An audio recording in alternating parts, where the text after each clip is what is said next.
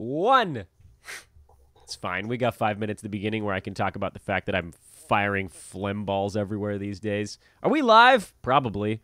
Who cares? What's the first thing people are going to say? Is it going to be me saying the words phlegm balls?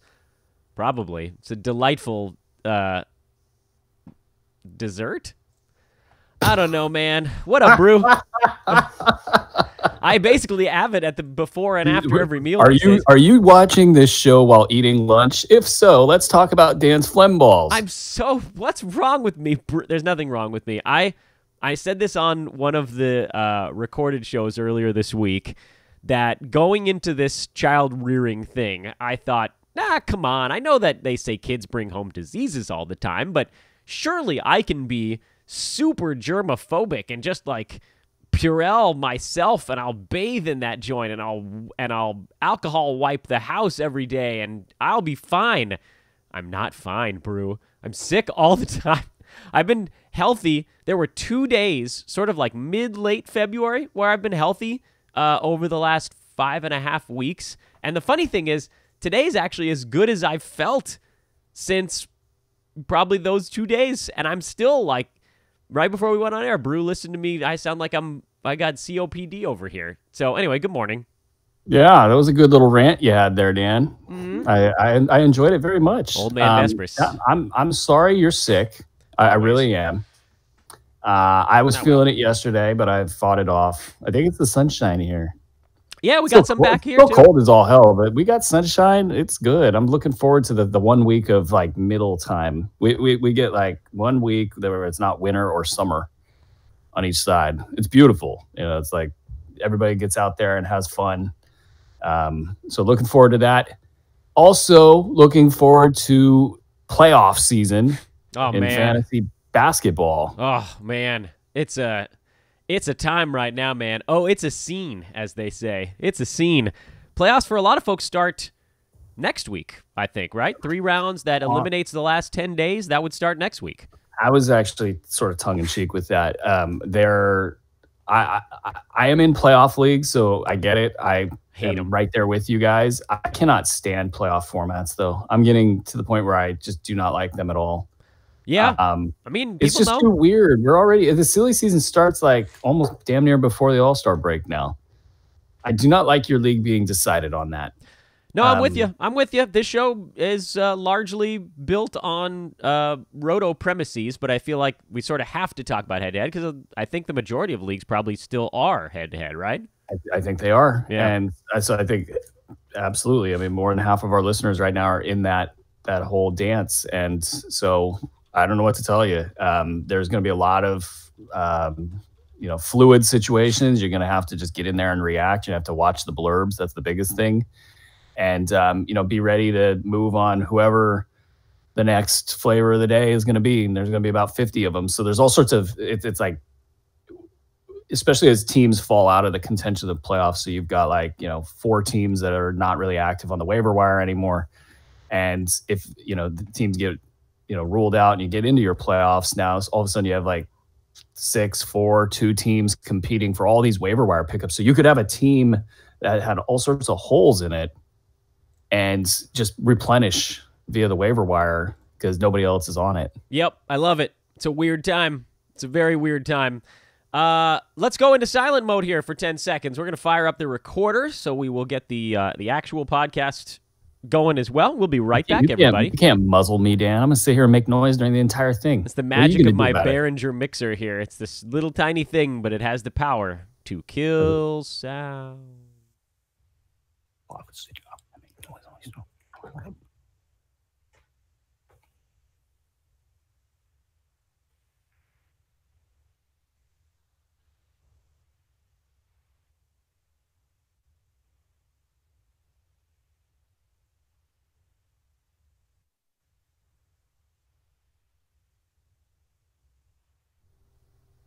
And we are officially live. It's Fantasy NBA Today, live on Friday. Dan Besbris, Aaron Bruski. We're on YouTube if you want to catch us in real time, if you want to ask questions of us in real time. We do this. It's a thing we've been doing, and we will continue to do it. trying to get a tweet out while we do the show to alert people again that we are doing the show. That's a lot of stuff to do at the same time. So what I will do now to allow myself this moment is to, once again, wish the great Aaron Bruski a wonderful morning. Good morning, Brew. Good morning, Dan. I understand you're not feeling so well, so sucks to be you. I'm very happily feeling good over here, and it's great to be me. So hey, wow, how do you like that? Wow, what a jerk. I'm such a nice guy. No, I really do feel bad. Actually, I'm okay. Yeah. I'm all right. I was feeling a bit overwhelmed a couple days ago when it was like sick day 32 out of 34. But I'm sweeping up out of the madness, and today I didn't need any drugs beyond just my normal antihistamines and Robitussin. So I'm down to just Tussin right now, which has been, by the way, I have, Brew, and this is not fantasy related, so this is one of those moments that's going to garner us some nice thumbs down on the YouTube page, but I don't care. I have a list of drugs that I would like to call the drugs of the gods. Would you like to know what they are? Sure, Dan, by all means. Yeah, the drugs of the gods. The number one drug of the gods is Zofran. Ondansetron is the medical term. That is an anti-nausea medication, and it is the best. Number 2, Afrin, which blows your sinuses up and actually can allow you to breathe when you're completely destroyed, but it's also semi-addictive, and you're really encouraged not to use it for more than 3 days. And number 3, I'm going to throw Robitussin on that mix because I don't think I would have gotten through. What about the I got it right here. It's the fluticasone propionate. Oh, that's Flonase, I believe, right? Yeah, it's Flonase. Yeah, I use that sometimes. It's way less. It's not like that. Afrin stuff is bad, Dan. Oh, it's serious you should stuff. See somebody about that. It's serious stuff. I've got the here's the container right here on my desk. You can't see it, Brew, because for some reason. Do you think maybe you have an issue? No. You can't have my Afrin, Brew. You can't have it. You can't. I'll drive down to LA and I will take your Afrin from you. Nah, man. Look at this bad boy. You just stick that sucker up your schnozeroo. We're gonna have an intervention. Blast it and off we go. You get Panda, Chef, you get Patria. We're all gonna show up at your house and have a talk with you. Yeah, you might need to. No one needs to, because I have a doctor that lives in my home and she refuses to use meds unless she's on her deathbed. So she wouldn't let it happen. And my cousin, this is like, by the way, Brew, welcome to a Jewish family here. My cousin, who's also a doctor, he's an ENT, and he told me you can really use it for more like 5 days in a row before you have to be in any trouble. Well, how many days have you used it for, Dan? I didn't use it today. Count? I didn't use it today, and I didn't use it When was your last Efrin, Dan, or Afrin? Wednesday. Wednesday evening was my last one. I used it Monday through Wednesday, and then I cut myself off at the 3 days. Although I desperately want to use it today, man. You just got to hit. I just need one hit, Brew, and I'll make it through this podcast without sniffling into the microphone. Anyway, fantasy stuff. That's what this show is, right? It's Fantasy NBA Today. Hoop Ball presentation brought to you, as always, by our good friends at Hawaiian Isles Kona Coffee Company. You got the logo right there on the YouTube page. Brew's got his box on the desk ready to go. Kona Sunrise. I see that bad boy. You can follow them. I keep it by the desk, for fast access. Yeah, Brew doesn't even. Because that's my drug of choice, Dan. You don't even brew it anymore. You just chew the beans straight out, right? Yeah. Got to get that fixed, man. I'm a main line in that. At HI Kona Coffee on Twitter. Give them a follow. Check them out. Go to HawaiianIsles.com. Search for them on Amazon if you want that sucker Prime. And as I checked out on a show earlier this week, if you get $35 worth of anything on Amazon, your Hawaiian Isles Kona Coffee can show up next day delivery. That's pretty sweet. So when Brew's done chewing your beans, you can get them replaced in 24 hours. At Hoopball Fantasy, at Dan Besbris, at Aaron Bruski. Those are the other Twitter handles to follow. Brew, we are, as you mentioned during our non-recorded portion of this show, we're hitting fantasy playoff time. You and I are more roto guys, but I have 2 playoff leagues that have money on them, so that means I'm definitely paying attention to it. One of them is straight up stupid, and the playoffs are 4 teams, and it's the last 2.5 weeks of the year. So it's only the silly season are the playoffs in that one, which means I don't know what the hell's going to happen. Anything. Literally anything could happen. And there's only 3 moves a week, so you could have that many guys that just sit for a week. You got to use all your moves just to replace guys that aren't going to play. The other one starts next week, which is more normal. That's the usual start time. Next week, 3 weeks. You avoid the last 10 days, which means, to me, it's streaming time, Bruce. I want to open up today's show by talking a little bit about playoff strategy. I know you're in a couple. I know we both don't really much care for playoff format, but my take is I'm willing to stream as many slots as half the number of games I have or moves I have in a given week. So if I have a moves limit of 4, I'm streaming 2 slots, and there's sort of nothing that anybody can do to change my mind. The last 2 guys on my team are not worth the difference between having 3 to 4 games out of their slot versus 5 or 6. Yeah, I think that's fair. I mean, it really just, all these questions we're going to end up going through in so many different situations just boil down to what's your team? You know, what are you losing in order to gain whatever you're going to do? But yeah, you just take name value, you just wipe it right off the list. Everything's short-term gain. You just got to be cutthroat like that and get after it. And there's going to be a lot of options on your waiver wires. So, I mean, it all points towards just turn and burn, hunt those categories. If you're in a roto league and for your head-to-head stuff, I could say, stream all 4 slots. I don't care, go 4 or 4. But you do got to look at what you're losing in each situation. And people don't like it when I talk about my own team that much. So what I will say is, if you are streaming, and I tweeted this, the streaming grid that I put together for our premium subscribers available at Hoopball, you can still get that premium membership for the rest of the year. It might be worth it just for your playoff run. Cleveland and the Clippers play Monday, Tuesday next week. Just saying, if you want to make some moves ahead of time, you can front load a little bit and save your weekly moves for Wednesday through Sunday of next week. Shorten your week. Get an extra couple of games without having to do anything during the actual week as it happens. Brew, I've got a list of topics, and then we'll get to questions from the chat room. They're starting to come in now as we hit the afterburners on today's show. Topic number 1, and I think it has to be because we're talking a little bit about the silly season right now. It has to be injury-related, and the biggest injury news to come out of the last 2 days is, unfortunately, big-time hoopball guy, another one, Jrue Holliday, who hurt his, and I'm putting this in air quotes because I don't know how legitimate this is, abdominal injury.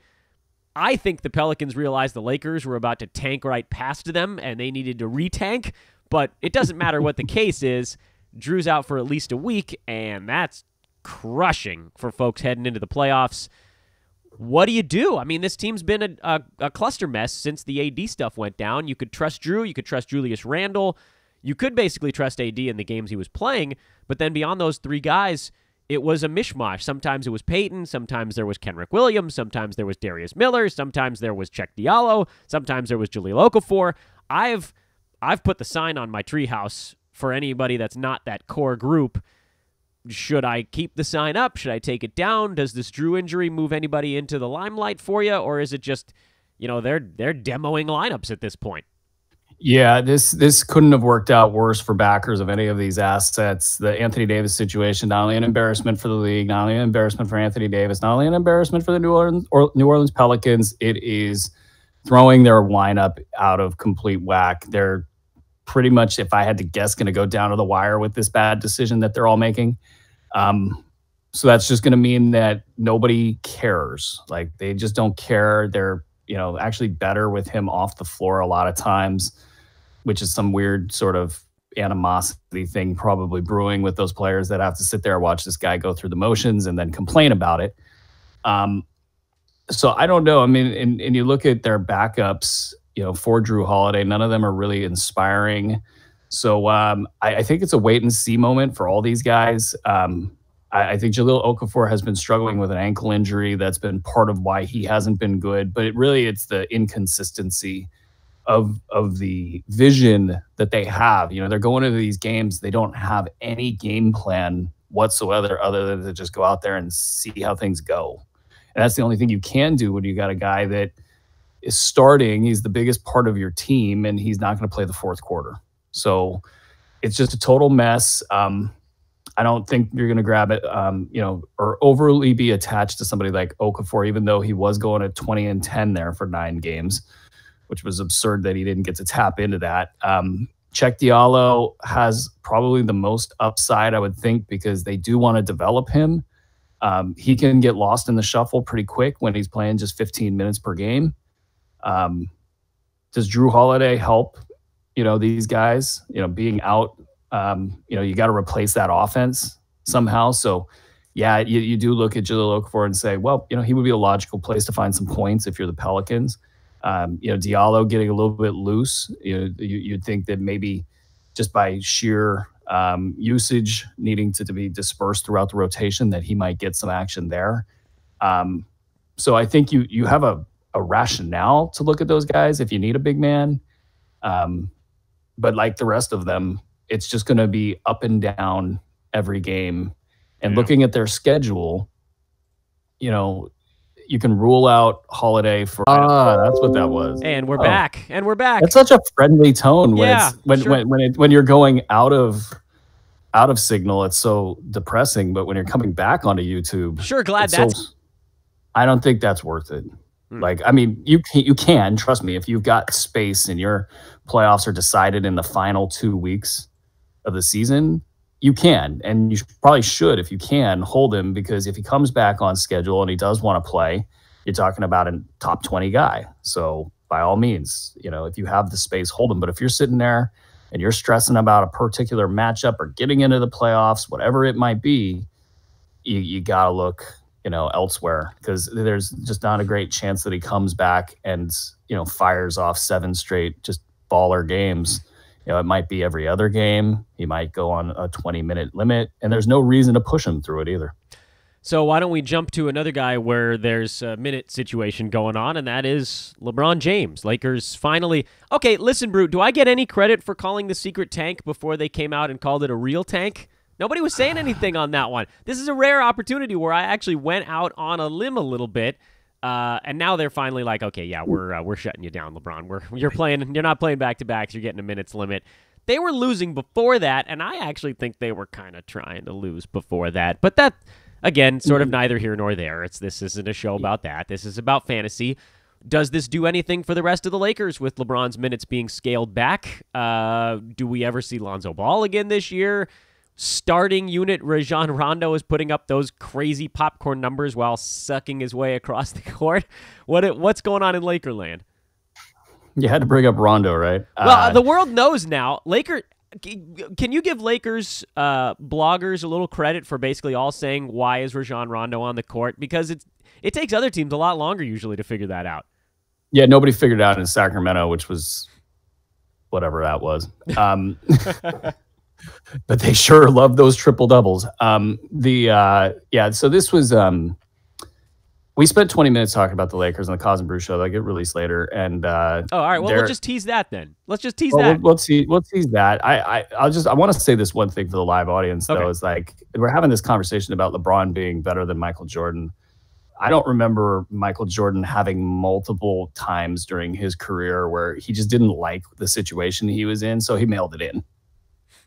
LeBron has mailed it in. Is anybody doubting that? No, it's pretty clear that that's what's happening, particularly on the defense. So I appreciate, Dan, that you had the angle on this, because it just shows that you're not asleep at the wheel, and maybe even much better than that, obviously. But this is more about LeBron has looked this way all year, and it doesn't matter what numbers he's getting. I think for the rest of the year, he's not going to play that much. The back-to-back thing is pretty obvious. They're tanking. So if you can manage the daily absences, that's going to obviously help your situation in a weekly league. You're really just sort of subject to the whims of the schedule, which is a pretty good one for the Lakers. So you're probably going to hang on to LeBron and go through this with him. You're probably looking at about 2 to 3 games per week, out of him. There's a shutdown risk. Certainly beyond the just on the back-to-backs, the reason they have a good schedule, unfortunately for Laker fans, or LeBron fans, I guess, is that they have 3 back-to-backs in that mix. Every single one of their 4-game weeks the rest of the way has a back-to-back in it. So they've got one this coming week, Toronto-Detroit. He'll be skipping one of those. 26th, 27th of March, he'll be skipping one of those. And April 4, 5, he might be skipping both of those, honestly, although I think they'll let him play in the home games, I would think, just to, Laker fans want to get their money's worth, and LeBron would be that. Does anybody else step up in his stead? Or because the Lakers' fringe assets all have kind of weird fantasy games. Mm-hmm. Yeah, it's also, I think that team is not happy with him. And it makes you wonder like how long these guys will be there. Obviously, James calls the shots in LA. So, so if he's not playing, you're going to see that it's the injured star theory sort of on steroids where, you might see young guys, like, if Kyle Kuzma gets back, Brandon Ingram, if he's, healthy and on the floor, you could see these guys really turn it up. And yeah, Ingram looked good. Ingram looked good before he went down. He went on a nice little stretch there, and he's just a unique player in an interesting situation. Like, I think you probably want to have him on a roster that, like a real roster, not a fancy roster, where he can continue to have this sort of presence where he can figure out what he is. But, you're going to see Rondo clean up stats. I think he's must own. But somebody like a Josh Hart could end up popping up on the radar if he's healthy. Reggie Bullock could probably pop up on the radar. He's been bad lately, but he could, step into some value here if LeBron is out. Kentavious Caldwell-Pope. I mean, these are not names that you're rushing out to go get, but if you start to get the shutdown vibe out of LeBron, you got to look at all these guys. Ingram's probably over-owned no matter what. Kuzma's still owned, I'm sure. But I think that those two guys could put up some big numbers just out of spite. All right. I don't want to spend too much time on the Lakers because I do think that it's so much in flux that we're almost game planning too far ahead. Let's jump to Miami, where suddenly we are actually seeing some fantasy value. It only took until the beginning of March for this to shake out. Number one, the absence of James Johnson has turned Kelly Olynyk into a bona fide monster, and that one, I don't even know if it needs to be discussed because he's just dunking so hard that there's sort of no question mark right there.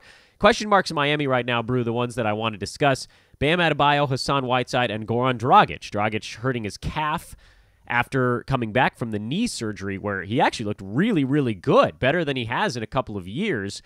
And then this Bam Whiteside thing actually could turn out to be kind of good, which I know is weird to think that maybe those two guys flip-flopping might help both of them, but we saw sort of the energized flying around Hassan Whiteside off the bench the other night. Adebayo, who always has energy and whose limbs are not sort of a little shaky right now, looked like a pretty good fit with the starting unit. Is there a universe, Brew, where both of those guys have fantasy value as long as Bam is the starter and Whiteside is seeing 20 minutes off the bench? Or is that not enough for either of them? This one is just the Heat. This is their first really bad year in a while where they've, from top to bottom in the organization, just laid an egg. This one is obvious. Like, Whiteside is not, I mean, there's matchups where you might want to start him, against a bigger center. By the way, Brew, just to jump in, they're the 8th seed in the East right now. I know. And it's... Yeah, sorry, continue. It's... At 30 They're so messed up with, you got Dwayne Wade out there who almost like...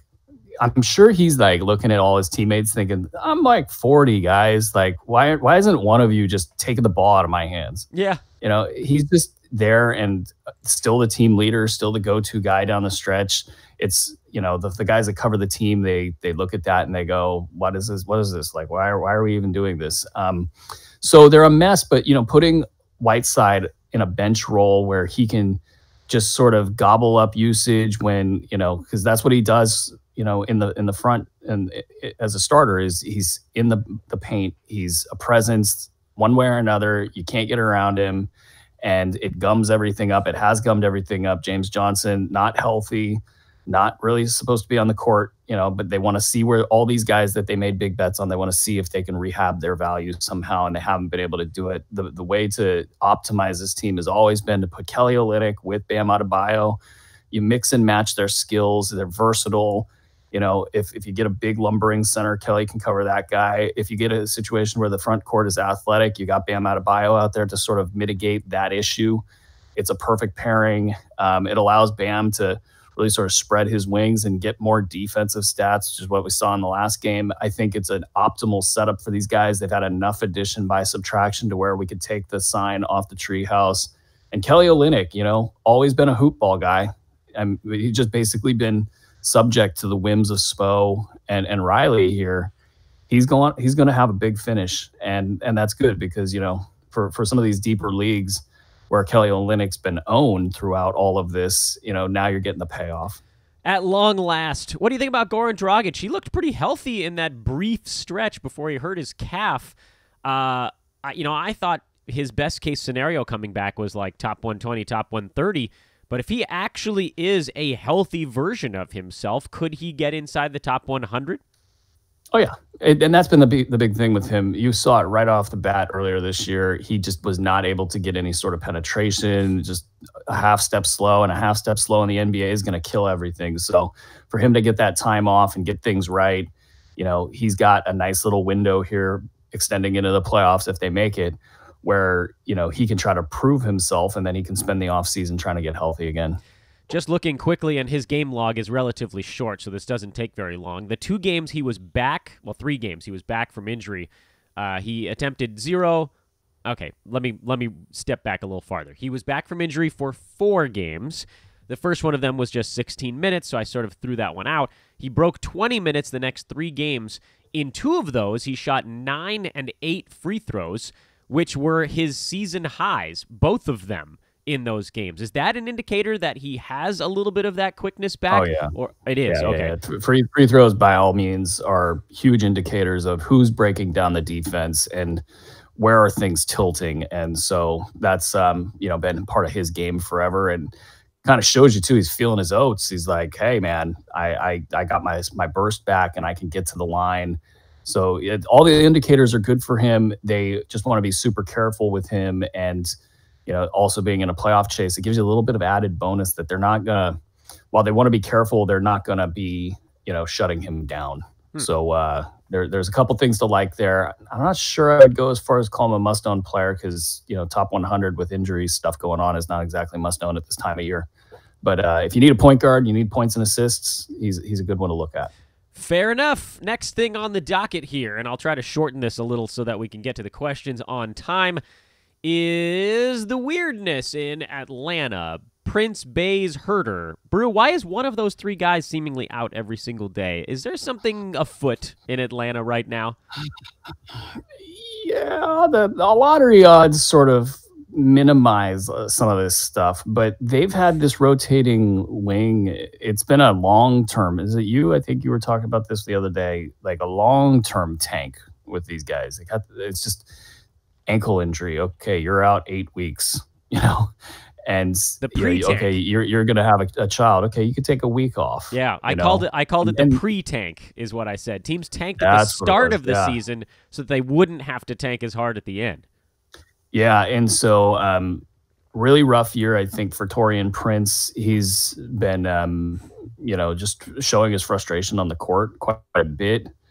And that's opened up this sort of revolving wing thing. And then also, Kent Bazemore, his ankle injury and subsequent, it doesn't look quite as athletic.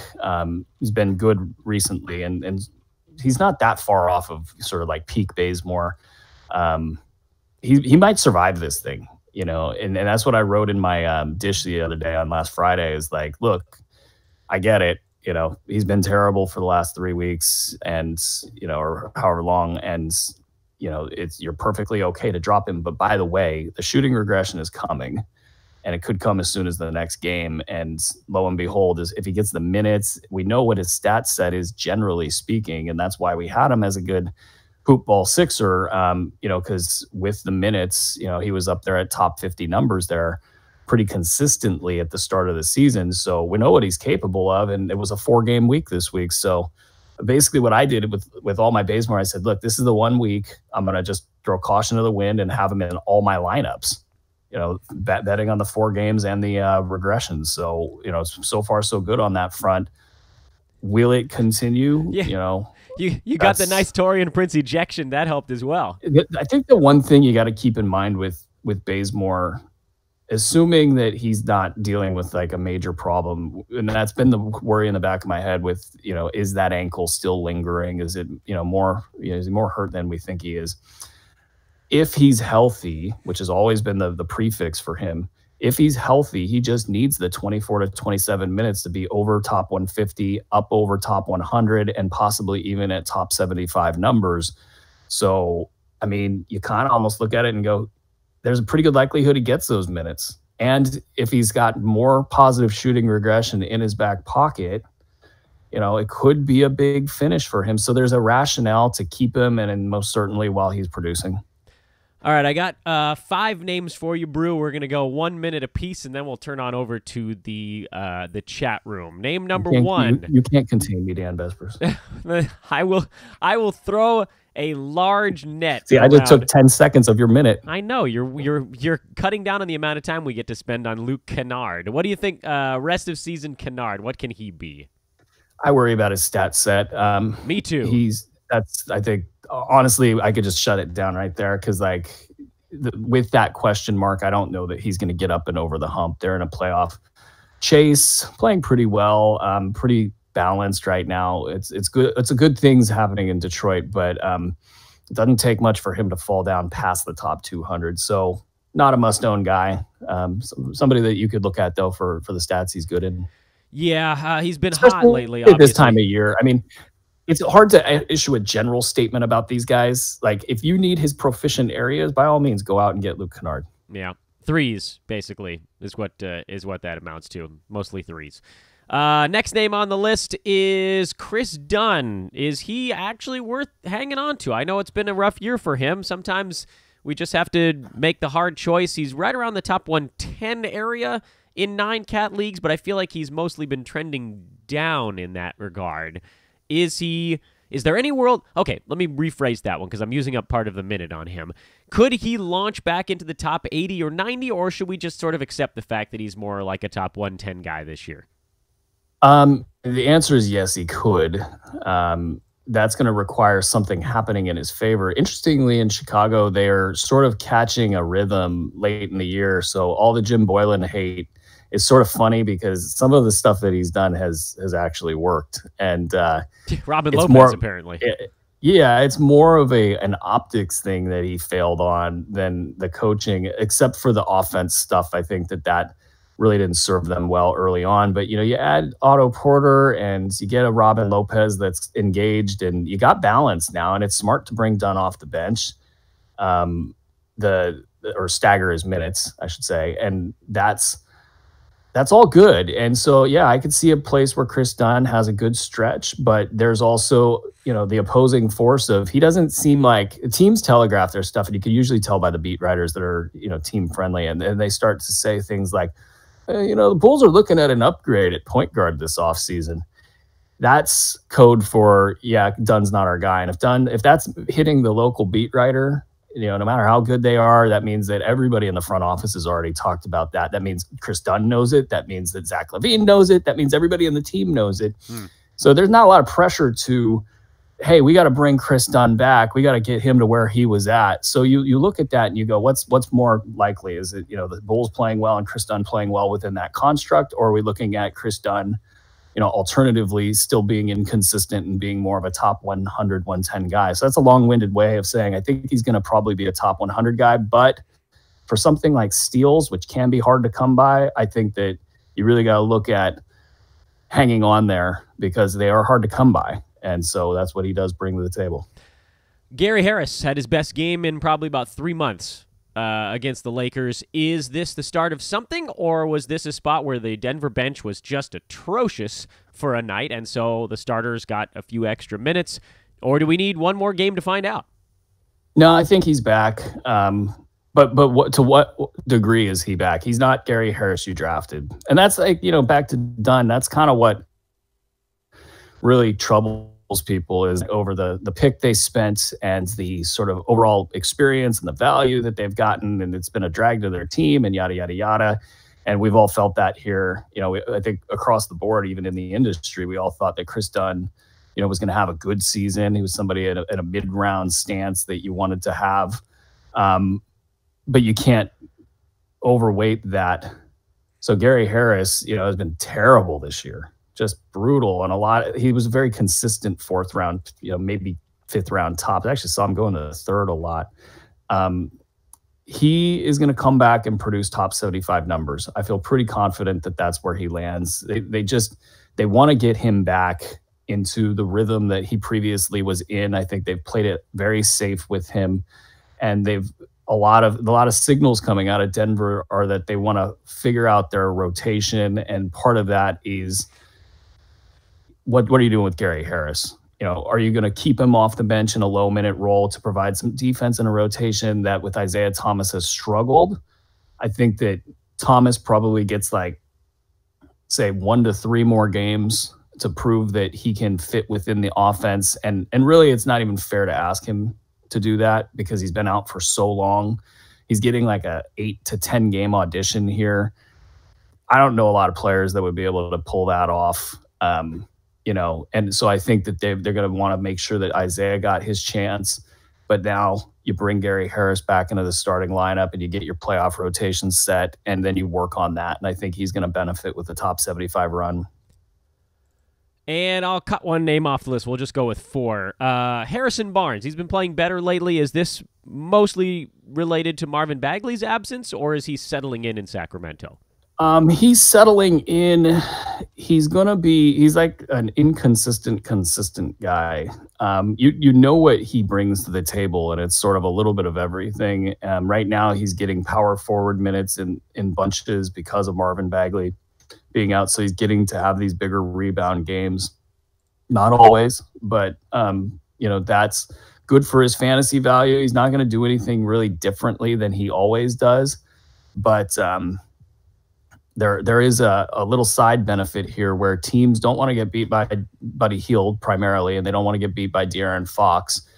They know Bogdanovich can do stuff, so when they sell out on any of those guys, Barnes is the one that's left open. So he could be ready for probably like a week of good value. And then here's the kicker: if the Kings fall far enough out of the playoff hunt, no matter how much they want to make the playoffs, there's so many Bagley backers in that building. They're not going to want to risk him. And that knee is a little worrisome in the sense that he's been hurting it in ways that are not really traditional. Like the first time he hurt it, he just fell really hard on the ground, and you could see his knee shake.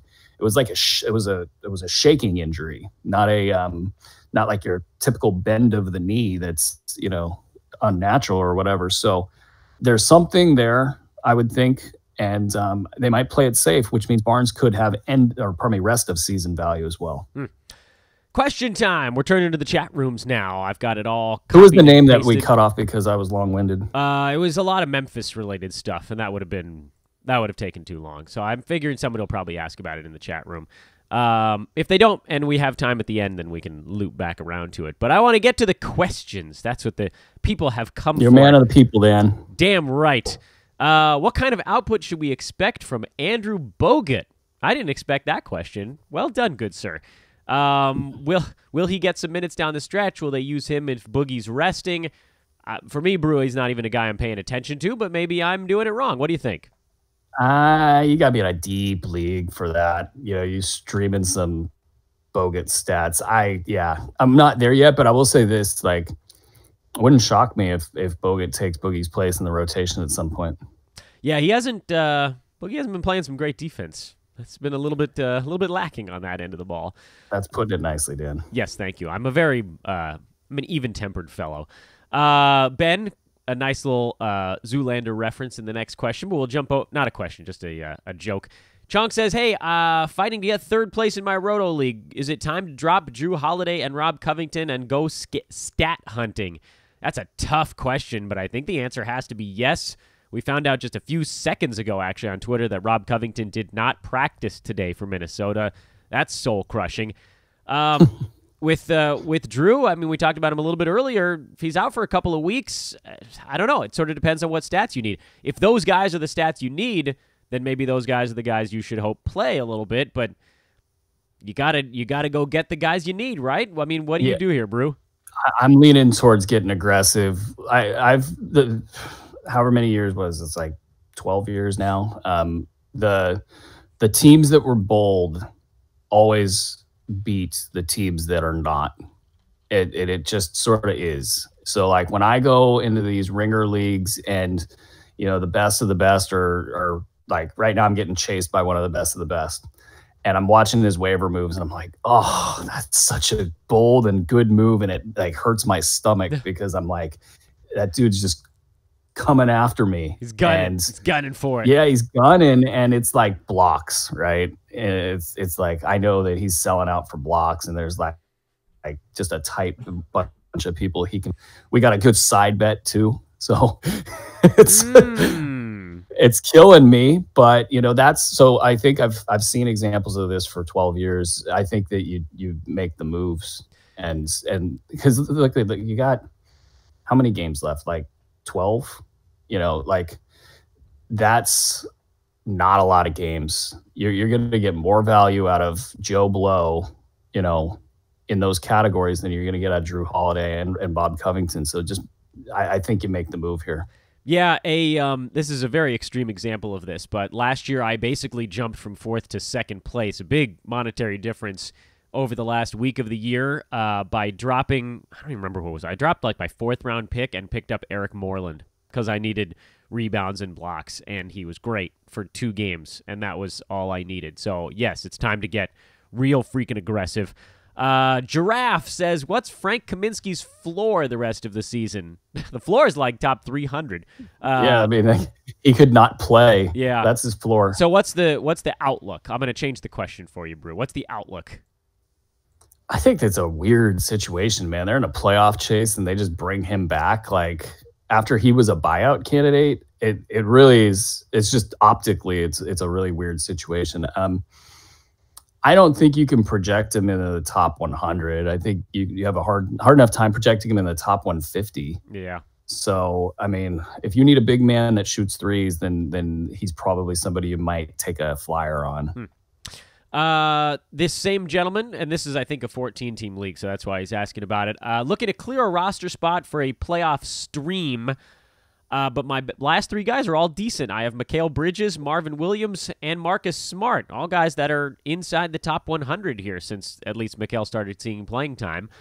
Who do I drop to stream? I don't know that there's a perfect answer to this, Brew. You can weigh in as well. My thought would be you drop whatever guy allows you to boost categories you're looking for, because in a head-to-head league, you just need to win 5. So if you got too much of one thing, or you got a category that one of those guys is good in that you just don't need, like maybe your team is terrific in turnovers already, then Marvin Williams loses a lot of his appeal and he becomes the stream. You obviously have 2 guys in that mix that are outstanding at getting steals. Do you have so many of those that you could part with one of them? To me, I think it's a category-based answer, but Brew, maybe you have a more obvious pick. If you're looking at Mikal, if you're looking at money counting stats and you're okay, I think Mikal Bridges would be the guy you could cut loose with, just because that's where his primary value is at. Mm-hmm. They got 3 games per week for the next 2 weeks, so if you're trying to fight through playoff, make him less valuable than you would think he is. I mean, I love his overall value proposition. I think they're crazy in Phoenix if they don't cut him loose, but hey, they got goats taking dumps in their coaches. That's a great story. I mean, shout out to Kevin Arnovitz. That's a great story he wrote, and that's just classic Suns. That's outstanding. That's just so awesome. That was great. You guys got to read the article. Go read the article. Bridges is the guy, because I mean the other playoff schedules are pretty good. You know what you're going to get out of Marvin. I think you know what you're going to get out of Smart as well. So it's probably Bridges. Brew and Dan, based on your gut feel, who comes back sooner, Rob Covington or Marvin Bagley? Woof. I go Bagley, because I mean Minnesota's out of it. When Covington didn't come back after the All-Star break, I was really, that was like the nail in the coffin for me. There's no reason to bring him back. And so, I mean, this could just play out for the rest of the year like this. Bagley, they do want to make the playoffs in Sacramento. And Bagley was talking more day-to-day than week-to-week. So I think Bagley's going to come back. Yeah, that's a tough one, man. That's a tough one. Next question on the docket is, should I drop Nico Mirotic for a streaming spot? I think I'd say no on that one. Brew, where do you stand on that? He plays 4 games next week. Don't do it next week. I would say take a look at things after that week, but he has just so much pop in his game. They could easily rest Giannis down the stretch. You could be looking at a top 30 guy. So don't do it just yet. Yeah, he has a couple of clunkers mixed in, but overall his time in Milwaukee's actually been pretty decent. He has 7 blocks blended in there, which is all right. I think I'd try to find a different guy to turn into a streaming spot. But I do love streaming if you're in head-to-head, so figure out one. Dan and Brew, any guess when Rob Covington will be back? Yeah, has a lot of questions about that. Man, that's rough. I'm hoping he's back not that soon. It sounds like Ryan Saunders, by the way, following up on Covington not practicing, said no setbacks, but he just needs more time. I don't know what that means. I guess it's good that there hasn't been a setback. They haven't officially shut him down for the season yet. So, I don't know. I was hoping this weekend. Ready for the possibility of a playoff chase. Yeah, I hope that they win a couple games. Who they got on their calendar? They ain't getting there. Do they have anybody that they can beat coming up here just to give themselves a ray of sunshine? No. Oh, well, Washington, New York. Before. No, I mean, they can win games, but they just can't make it. No, they can't, but they can convince themselves there's hope. But then they go to Denver and Utah. Oh, no. Please win these games over the weekend, Minnesota. There's an interesting coach with, there's a little seesaw action, too. Like, with Ryan Saunders, he's a great story, for that franchise. And what is his future, there? And so, if they had made a playoff run, I think his future would be much more secure. But he has been a good fit there so far. And so the winning might be important to certain people in the organization. It might be important to Ryan Saunders. There might be a little bit of a pretext there for Covington to get back. But I think you could get a sense of where Minnesota's at with all of that by Dave Yeager's, the rumors coming out of Sacramento about whether Dave Yeager wants to stay in Sacramento or not. Intriguing. Yeah. All right. Okay. Guys, could you plank? That was a very. Could you plank? Do the Tim Tebow thing from like 12 years ago. Could you please rank these 3 centers rest of season? Honestly, if I tried to plank, I would die. Yeah, we're too old for this nonsense. 8 category, but we could do either one. Okafor, Dedmon, and Thomas Bryant. I mean, Dedmon's the runaway dominant in that. Why is Dedmon in all people's lists? This dude's been a top 50 guy all year. Anyway, sorry. We're probably worried about tanking and shut down. Yeah, I guess. I mean, he's already a game time decision. Atlanta's shown that they will let him play. I think they feel like he helps the young guys around him with a certain measure of stability, and I actually think that's a really smart move on their part to sort of assist with development by keeping someone on the floor who's going to keep things from spiraling out of control. You can't play Alex Len 30 minutes a game and stay competitive on a night-to-night basis. So for me, Dwayne Dedmon dominating this rank fest, and then I got Thomas Bryant ahead of Jahlil Okafor. What about you? Yeah, that works. All right, excellent. What about these 3 shooting guards?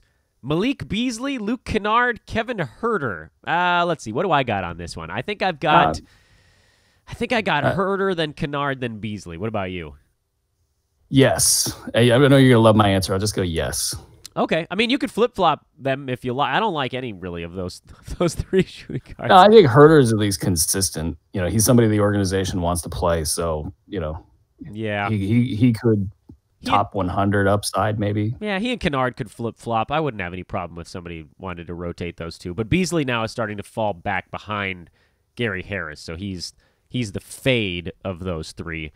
Any good players to stream Monday to Wednesday? Well, there are a lot of teams, actually, that have 2 games Monday to Wednesday of next week. I can tell you a handful of them, but I think your best move is Clippers and Cavs. They play Monday, Tuesday, so you could use those moves now, as I said earlier in the show, load up on games the first 2 days of the week, and then drop one of those guys for somebody who plays 3 times Wednesday through Sunday. You add a game the rest of the week, and it also increases the number of teams that you can pick from. Instead of just 2 teams to start the week, you sort of beef up to 3 the rest. Or if you like your Clips and your Cavs, or your Cavs in particular, Clippers go Friday, Sunday next week. Cavs go Monday, Tuesday, Thursday. So you could play 3 Cavaliers games for those first 4 days of the week, and then drop your Cav for someone who goes twice the last 3 days. These are all the things you need to be looking at when you're streaming games. How many moves you're going to need to make, when you need to make them, game plan in advance, and try to leave a move for the end of the week in case someone on your team gets hurt. Rank these streamers. I'm just blitzing through that one, Brew, because I got the chart in front of me. I got this ready to go. Tyus Jones, Jalen Brunson, Ish Smith. Which of those three streaming options do you like the best? For me, it's Ish Smith. Yeah, he's been pretty good. Who are the other two again? It just sort of raced through my brain. Tyus Jones and Jalen Brunson. Jeff Teague is playing right now, so... Yeah, I don't think it's going to be Tyus Jones. I mean, Brunson gives you low-end numbers and the basically popcorn stats, so... No, yeah, those two, and then the third one, I'm having a hard time remembering things. Who's the third one that you like? Ish Smith. I closed. Yeah, it's definitely Ish Smith. Okay, I closed it already. Sorry, those names were just like really deep leaguers. I was like, man, they don't want any of them. But, that's the streaming. Hey, man. so if you're streaming and you're in a deeper league, yeah, by all means. And Ish Smith has 4 games next week, if I'm not mistaken. I think the other 2 guys might be 3. No, no, Detroit has 4 games, and 4. Then Dallas 4, and Minnesota. And I think Dallas is Dallas 4 next week. I thought there were 3. They're 3 next week. Are they? Yeah, Tuesday, Thursday, Saturday. Huh. Unless they had, Dallas is 3, and then Minnesota's 3 as well, I believe. Would you take Czech Diallo over Harry Giles for the playoffs? Czech is 3-3-3, Giles is 4-4-4. Yeah, I would, mostly based on the fact that Czech Diallo needs just a little bit of productivity to jump up the ranks, whereas Harry Giles, even if he goes off, is probably struggling to be a top 100 guy. So it's a stat set thing. Another playoff streamers question. We're digging into the bucket here, Brew. Mason Plumlee, Ivica Zubac, Davis Bertans. What do you think of those 3 guys? Which one would you stream? Are we talking about the new Bertans, or are you talking about regular old Bertans? I think Bertans' original flavor. Yeah. What's the new Bertans' name? Dairis, I believe. Yeah, it's very close. Now Bertans is he's got a little bit of a unique chance here with his low minutes, able to get out there and do a couple things for you. He hasn't been consistent this year, so that's been the problem there. So it was him, and then who was the other guy? Zubac, Mason Plumlee, and Davis Bertans. And I guess this is just for tonight. So it's a one-game stream. The Clippers, by the way, are playing the Thunder, so that takes Zubac right out of it for me. He's just going to get smoked by Steven Adams tonight. Yeah, he's got no real upside. I'm probably, I don't know who does Denver play. The Spurs don't even play tonight. The Spurs don't play tonight, so maybe this is for general. Then I think you got to go Zubac because the Clippers go Monday, Tuesday next week. If this is next week, you want the guy going 2 games to start the frame. Simple. Yeah, you pile up stats early. I'll throw a little love for Mason Plumlee. 4 games a week the rest of the way for Denver. That's if you did catch lightning in a bottle with it, you'd have a nice schedule. Let's see what we got next on the docket. Wait a minute. I have Denver. Does Denver have 4 next week? I have them with only 3, I think. Do they go 4? It could easily be user error, Dan, over here. I think they're 3 next week. 4, 4, 4, 2. Maybe we get the schedule up. Yeah, I think they go 3 the next one, and then 4 is all the way out to and then 2 on the last week. So Denver, if you have a silly season fantasy playoffs, is actually a really good one. They go hard to the end of the year. Anyway, we'll keep floating along here. How many minutes do I got left on the clock? We're okay. I think we still got like 5 minutes left. We talked about Mirotic. We talked about some of these other guys. Should I stream Taurean Prince or Tyler Johnson for the rest of the week? I need blocks and rebounds. Blocks and rebounds. Huh? Well, Tyler Johnson's actually the better at blocking shots. Torian's the better rebounder of the 2. I don't know that either one of those guys is going to get you both. It's all about who's playing at this point. I go Tyler Johnson. Yeah, I think I'm with you on that one. He's been decent the last couple of ball games. Did you find out if Denver? I think Denver's 3-4-4-4-2, right? I'm now complaining about the certain website I'm looking at for this schedule that I shall not name. All right, so we're going with that because I'm going to pull up my streaming thing, and I'm pretty sure Denver. Yeah, no, it's 3 next week. for Denver. Yeah, Tuesday, Thursday, Saturday. And then they've got a buttload down the stretch. 14 games down the stretch. Would you say it was a butt ton? I would call it a butt ton. Would you say it was a butt ton, Dan? Brew and I have a dumb inside joke that no one's going to get on that. But you can't not say it. So, I mean, now everybody knows your inside joke. Yeah. They just think we're weirder than usual. Let's see what else we got. Now I'm turning back to the actual YouTube because those were all the ones that I had cut and pasted. Chris Dunn question. We actually talked about him. Ricky Rubio, rest of season, Brew. What do you think? Same as he ever was. I mean, I mean, they probably want him to play, but the standings this year have been a little bit spread out. So if they find that they're on an island, I think they absolutely would rest him. I'm trying to drop Kyrie Irving or Drew Holliday in my league, but they're on the can't cut list. What do I do? My advice is have your commissioner make the move. Most commissioners, especially if it's in Yahoo, you can actually just take players on and off of rosters, and I don't think, and I can actually check this while we're finishing up the show, I believe that you can, as the commissioner, move guys on and off of rosters regardless of the can't cut list. I'm not 100% sure on that. I will double check, but I'm pretty sure the commish does not have to abide by that rule. So talk to your commissioner. They can make the move for you. It's pretty understandable why you're making these moves. You don't want to have injured guys on your team, provided you can explain to them why it's not any sort of collusive behavior. They can do it for you. There is a way around your problem. Brew, any chance Thomas Bryant can break out the last couple of weeks? And thoughts on Enes Kanter so far? He's been a bit up and down. Enes Kanter is going to struggle just by virtue of being a low-minute guy certain nights, and then he's going to have some, outstanding nights. Top 100 is still the metric there, I think. He's been a little bit below that. It's tough when you go to a new team. His game does travel. He could do good in 22 minutes per game. It's gonna, there are gonna be some matchups that he struggles with as well. I thought he didn't have a really good game last night. The Thunder though can do that to you. They got athletes at that position. So if you want to downgrade him to something like top 120, 125, that might be the safe way to look at it. So then he becomes a guy, if he can help you in categories that you need help in, you hang on to him. But if not, you know what? Nobody at this time of year is somebody that you just gotta be stuck with. As for Thomas Bryant, the big thing that would cut him loose is if the Wizards fall out of the playoff chase.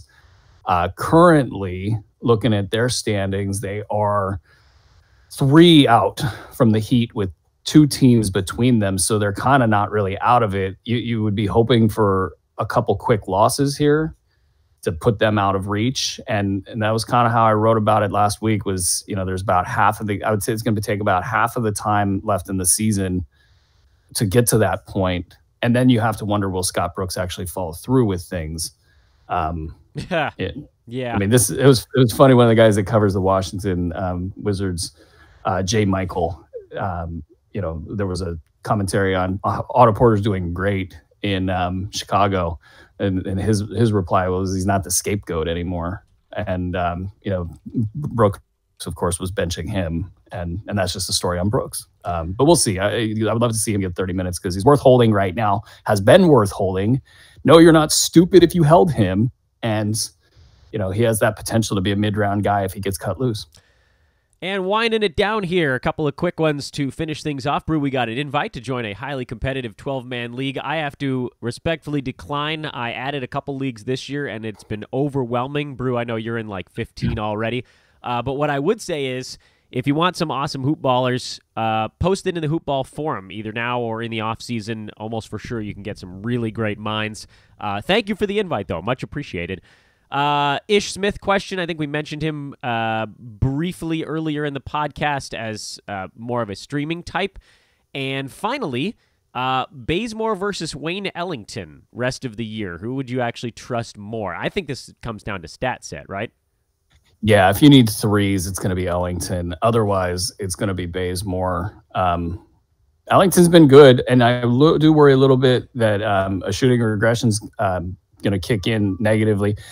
Is he at 3, though? I think he's got to be at 3, right? I think I may be missing my mark by a tiny bit underneath. I'm not sure. It depends on. You mean at the 3.1 that I said versus the 3.4 that you said? Yeah, it's close. I think it's closer to yours than it is to mine. His since he got I'm just totally going, trolling you. I know. You don't have to explain. Let's see, 3, 3, 2, 4, 3. So after his first 5 games, he was right on 3, and then he had 10 over the next 3. What does that get? He's been us on a to? nice run. He's I think I said that I'd rather have Bullock, but it's been Ellington. 12, 15, 20, 25 threes over 1, 2, 3, 4, 5, 6, 7, 8. It's 3.1. It's a 3.1. It's 3.12. I win. No, I don't. No, you don't. It's I over. win. That's true. You do. It's closer to yours than it is to me, but it is over 3.1. So at least we got there. He's at 3.3 his last 3 games. So there you go. That's closer. Anyway, what do we got here? A couple questions here. Flipping. How nerdy are we? The most nerdy. I did a segment on Afrin nasal spray to open today's podcast, lest we forget. When do you guys get started again for next season? Literally the second this season. Yeah, literally the second. You prep yourself by looking at what everybody did, and then you sort of prepare yourself for what moves might come up and how that could impact things. And then obviously a lot more comes once free agency hits. That's the real big window as well. Jordan Clarkson versus Shai Gilgeous-Alexander for the 2-game stream to start next week. Which of those 2 guys would you rather have? I think I'd lean Clarkson. Brew, which of those 2 would you rather have Monday, Tuesday next week? That's where I was going too. Clarkson's, for what he does, he's really consistent. The only reason I might look at Gilgeous-Alexander is the Clippers are home for both. The Cavs play Toronto and in Philadelphia. Those are pretty tough games. But yeah, I think I want Jordan Clarkson, especially because Kevin Love will probably skip one of those 2. So then they'll need the scoring in one of those 2 ball games. That'll wrap it up here on our live edition Fantasy NBA Today show, live on Friday. He's Aaron Bruski. I'm Dan Besbris. You can follow us all on Twitter at the handles you see on the screen before you. For those listening on the traditional channels, it's at Dan Besbris, at Aaron Bruski, at Hoopball Fantasy. And of course, if any of you that are watching this thing are not subscribed to our YouTube channel, please do that. Throw a little thumbs up on this bad boy. Whatever you got to do to help roll us along here. And another big thank you to Hawaiian Isles Kona Coffee Company. Go get some, and if you've got some, tell us about it, because it's fun for us to see that you guys are getting the product and enjoying it. Brew, have a wonderful weekend, my good man. You do too. Yeah, Monday, Thanks, Dan. reverse chronological lightning round. That'll get us fired back up next week. We'll weekend reset it and get you going. Playoffs, they are upon us. Stream away. Category hunt. It doesn't matter who's the best player overall when they're separated by 10 to 15 slots. You get the guy that helps your team. Have a lovely weekend, friends. We'll talk to you on Monday. This is where Dan figures out.